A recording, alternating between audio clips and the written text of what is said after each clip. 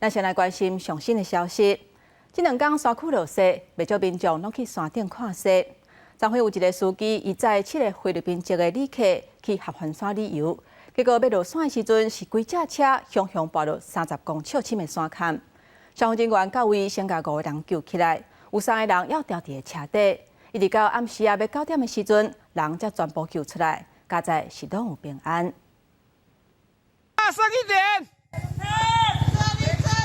有民众看到一台车爬落去山坎骹，向下骹喊声看情形如何。赛车的驾驶虽然有应声，也毋过讲伊头戆戆，连问伊载几个人拢毋知，所以赶紧报警救人。来啦！经消加救援人员到现场了，发现车内驾驶甲乘客加起来总共8个人，剩下5个人救出来送病治疗。因为车变形真严重，暗时要到9点，将车体破坏，才将剩下3个人拢总救出来。 3个民众是比较严重的，一个受困在驾驶座，一个是被车子压到手臂，然后一个受困在车内哈。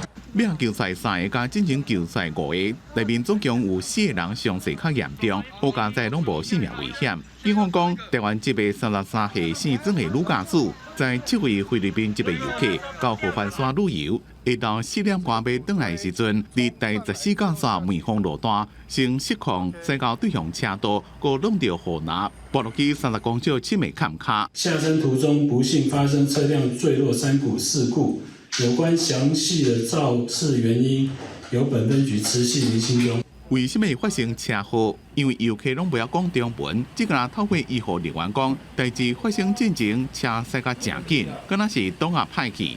也毋过，警方也是会等赛车的女驾驶伤势较稳定，才有法度继续调查原因。记者综合报道。